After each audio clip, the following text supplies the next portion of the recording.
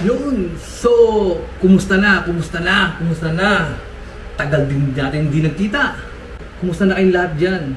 Kung ayos lang kayo dyan, mas mainam. So, salamat sa lahat ng mga nandyan pa rin ngayon, mga subscriber natin. Tsaka napadaan lang dito sa channel na to, nagpapasalamat din ako. Tsaka it's been 3 weeks since the last time na nag-upload ako ng video. Dahil naging busy lang talaga kami, sobrang busy. Kaya hindi ko na nagawa ng, kahit nga sana weekly vlog man lang sana, di ba?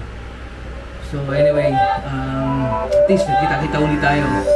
It's not a game, it's a rich thing. Bali, mag-apply tayo ng passport! Kasi matagal na namin pinaplano mag-apply kasi sa kanya renewal, di ba? Sa akin naman first passport ko yan. So dapat 2 years ago pa yan, pero tama lang yung decision ko na wag muna dahil gawa ng nag-pandemic. So saan naman pupunta? So ngayon kailangan ko lang i-prepare dahil ma-expire na yung passport ng Philippine passport ko, yung old. Oo, mag-expire na siya ng October yata yun. Tapos yung so bago mangyari yun, mainam na kumuha na rin ng passport kasi malay natin. So pagka nag-open, lumuwag na yung yung international flight, mas naka-ready na rin, naka-prepare na tayo. Oo. So, okay. Sa mga tatanong dyan, paano kumuha ng Australian passport? Okay, so ito yung mga kailangan natin pagka mag-apply ka ng Australian passport. Madali lang. First, yung Australian citizenship na certificate mo. Yun ang unang kailangan. Pangalawa, yung driver's license mo. Pangatlo, yung old passport mo. Yung foreign passport. Yung dati mong passport, foreign passport mo. Yeah. So, yun yung mga kailangan para makapag-apply ka ng so, everything na rin siya. Yung naalala ko yung sa Pilipinas noon, everything is gagawin mo na online. Meron na lang ipiprint ka na parang appointment number or something. Basta yung sarili mong number barcode. And then, yun lang dadalhin mo sa post office dito. Tapos, syempre yung passport ID mo na proper. Alam mo na, hindi tayo pwedeng umiti doon. So, yun ang, kaya nandito ngayon sa sasakyan dahil papunta tayo ngayon doon. Para magawa na. Para matapos na lahat, masikaso natin to. So, kung nagtatanong din kayo kung magkano presyo ng Australian passport. So, ito ngayon ko lang nalalaman na 10 years na palang pinaka-max niya, no? Para sa adult is 10 years. 10 years ang niya, yung validation. So, bali, ang presyo niya is $300 ba? $308. So, within ilang linggo sa mga nagtatanong, baka nung una, sinabi actually nung Friday ko nirenew yun sa akin last week. Sabi sa akin nung babae sa post office ay 6 to 8 weeks daw. Sabi ko, okay, fine. Tapos, nagulat ako, naka-receive na ako ng email na na within this week or early next week ipapadala na nila yung bago kong passport. Bilis lang, no? Mabilis lang siya. So walang drama. Ganun kabilis ngayon ang pag-process ng passport. Nasaan na siya? Magte-text naman sila yung post office pag yung mo is on the way na. O yung notification. Very So ginawa na para tapos na dahil yung mga ibang bagay naman mabigyan namin ng tuon. Actually, mga kuya-kuy natin yan, excited na rin kaya ako. Sabi makapalitan na yung passport ko na Philippine passport. So, ngayon, gagamitin natin sa Australian passport na. Sana, matapos itong pandemic para at least yung plano nating travel vlog matutuloy na. So, ito na yun. Sana wala nang pandemic pa na darating. Yun lang ang wish ko. Yun lang ang aking gusto mangyari sana. Para at least lahat tayo freely na maka-travel tsaka makagalaw ng maayos. So, yun lang naman. So, ang tabi na kayo, pakikita namin procedure. So, try namin na kunan ng video yung proseso pagkuha ng passport, ha? Yeah.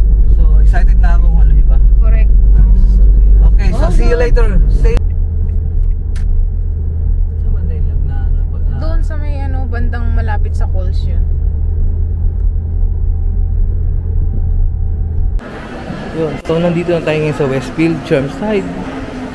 Una natin munang hanapin yung Unang pa lang ang gagawin natin ay magpapa-photo ID, passport ID. Bago tayo bumalik doon sa may post office, nadaanan na namin kanina. Suggestion kasi ng asawa ko. Pangit kasi doon Oo.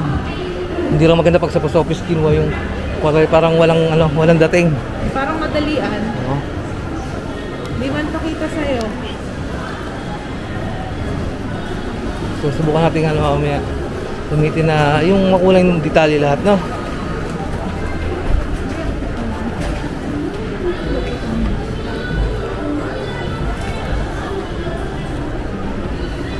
Yun lang po. Pag ganun dyan.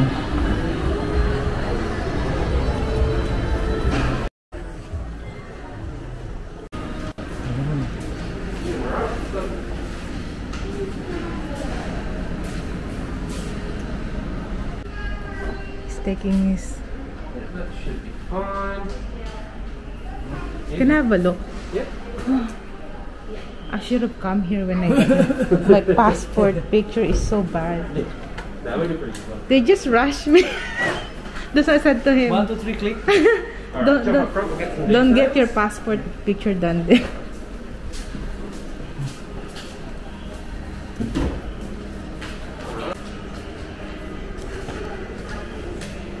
Your last name? And Australian passport? Yes. Yep. $19.95. Yep. Here. Okay.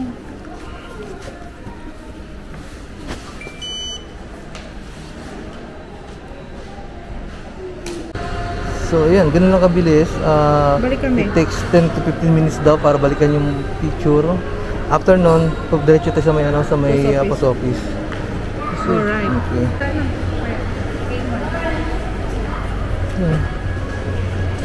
So ayan, nakuha na natin. Ganun lang kabilis. Tapos bali $19 yung pagpapa-picture ng passport ID. Yan na. So diretso na tayo sa sa post office.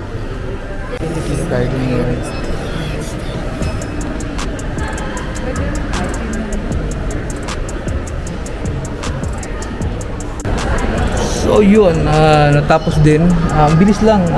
Bali 300 magkano yung binayaran natin sa 308 siya. So it takes 4 to 8 weeks na bago dumating, bago ipadala sa atin. 4 to 8 weeks ang proseso, ang pag-process ng passport. So ganoon lang, mabilisan lang, wala namang drama, no? So ganoon lang kabilis. Hiningi lang yung driver's license, certificate of citizenship, tapos Medicare, tsaka old passport. That's it. So sa mga mag-comment lang kung ano yung mga tanong may mga tanong diyan. May mga tanong kayo about the passport, paano gano'ng kabilis. Palagay ko mas napakabilis dito kung kumpara sa Pilipinas. Napakabilis, walang drama. So salamat sa mga viewers natin, sa mga subscribers. So don't forget to share, subscribe my video. Thank you for watching.